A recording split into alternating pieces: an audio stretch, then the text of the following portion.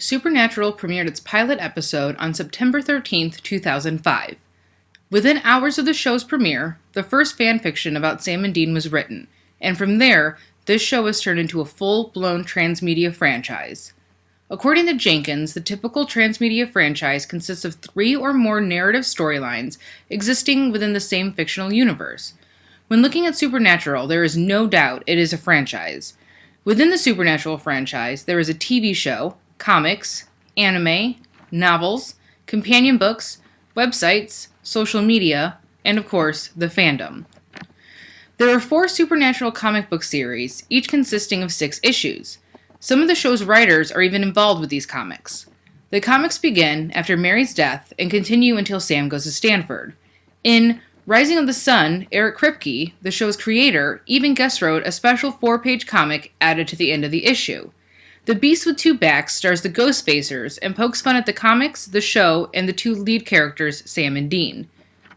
Supernatural the Animation is created by Madhouse Productions. The anime covers the 2 first seasons of the show, adding new stories that covers the boys' childhood. The anime series also focuses on secondary characters and introduces new enemies. Jared Padalecki, who plays Sam, voiced his character's English dub for the entire series, while Jensen, who plays Dean, only voiced the last 2 episodes. Both actors were even involved in the approval of their anime selves. Supernatural the Magazine is published by Titan Magazines. The first issue was released November 2007. The magazine focuses mostly on behind-the-scenes information and interviews, but it also opens up readers to part of the Supernatural world that they haven't seen. Each issue has background information on locations, monsters, and characters that the viewers did not get to see during the show. There are 8 novels that tie in with the Supernatural world. Each is about what happens to the boys in between 2 episodes or even 2 seasons. They are written by many different authors, but all published by Harper Entertainment Publishers. Along with the novels, there are 3 companion guides that go along with the Supernatural world. The Supernatural Book of Monsters, Spirits, Demons, and Ghouls informs us on these beings, gives a summary of events surrounding the beings, and how to end them. This book is better known as John Winchester's Journal. Bobby Singer's Guide to Hunting is a novel and companion guide in one. The book tells the story of Bobby being attacked by a monster who is erasing his memories. In the book, he has to quickly write down everything he knows for the boys, while trying to stop the thing that is attacking him. We get to see another part of the Supernatural world here, as well as get instructions on how to hunt. Finally, The Essentials of Supernatural, On the Road with Sam and Dean Winchester, is a coffee table book that dissects each episode season by season. It shows maps of where the boys have gone, info on the world around them, and is a visual guide to the show. The CW was very creative when it came to using the internet to add to the Supernatural world. When the show first began, they actually gave out a number that viewers could call and hear Dean's voicemail message, and the email addresses of other characters that would respond to you with a message. They also began a site, ghostfacers.com, 2 weeks before the group behind the site was introduced on the show. The website contained video interviews of each of the members, giving the viewers background on the characters before their episode. The Ghostfacers became so popular, they eventually created their own website and now have their own web series. Supernatural is not shy on social media either. They have 12 million likes on their Facebook page, millions of Twitter followers, blogs upon blogs, and a massive following of die-hard fans on Tumblr. Without the grassroots side of this franchise, Supernatural may not exist today. A few years ago, Supernatural's viewership dropped and they were almost canceled. Their fandom came together and introduced new fans to the show and saved the brothers from ultimate doom. Supernatural fans are extreme cosplayers as well. Many female Supernatural cosplayers have even cut their hair to better roleplay as their favorite characters. Both men and women fans have dedicated themselves to Tumblr pages that are strictly Supernatural based. There is one famous female cosplayer that chopped her hair off to roleplay as Dean on his own blog. She roleplays as Dean while the people that visit her blog act like real people with serious supernatural issues and questions. They ask for Dean's help, and he answers each question with knowledge he has received on the road. October 2006, 2 superfans created the first ever Supernatural convention. 130 people attended. Today, there are conventions hosted almost monthly all over the United States that have no problem selling out.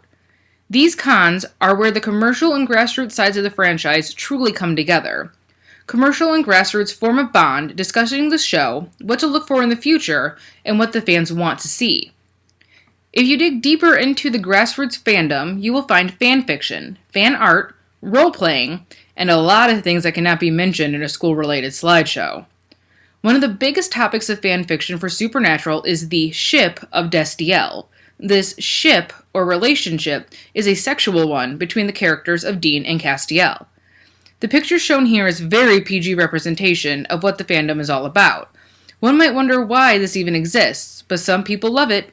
Speaking of fan fiction, the show has created its own form of fanception, if you will. Chuck, a prophet of the Lord, kept getting visions of two brothers fighting the supernatural. He did not know that his visions were real and thought them only dreams.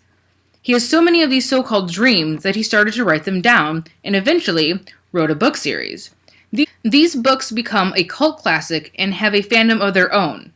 Unlike some transmedia franchises, Supernatural applauds their fandom so much they gave them their own episode. Fans need to feel connected to their favorite franchise in order to be passionate enough to keep it alive and well. One thing that fans love more than anything is being able to interact with the actors that play their favorite characters. Some people underestimate the importance of grassroots groups. The commercial side might have the money, but the grassroots side holds the power. The fans can make and break the viewership of a show. Each franchise needs a superhero, to handle this large and angry mob of fans, and that man in this case is Misha Collins. Misha came on the show in Season 4 and immediately took off as a fan favorite. When Castiel was killed off the show, the fans went crazy and did everything they could to make sure he came back. And he did. Misha was able to continue his stint as Castiel and fandom superhero. In one episode of Supernatural, the boys are sent to an alternate reality where they are two actors on a show called Supernatural. It was one of the fans' most favorite episodes, not only because it was fun, but Misha found a way to get the fans involved in real time. Misha's character, Misha, tweets during the episode. At the same time as the show aired, the real Misha tweeted as well, making the episode feel like it was happening in real time, and the fans felt involved. Supernatural has so many points of entry that one could assume that there would be confusion on the story depending on where one entered, but that is not the case. Whether watching the show, the anime, reading the comics or books, or thumbing through their magazine, the concept of the show and the world that is Supernatural is explained clearly without overlap. Supernatural, as a franchise, can easily be compared to other franchises like The Walking Dead. They both have TV shows, comics, cons, fandoms, but there is one big difference. Supernatural fans are crazy. I mean, who would take the time to Misha-tize their sister's room just for fun?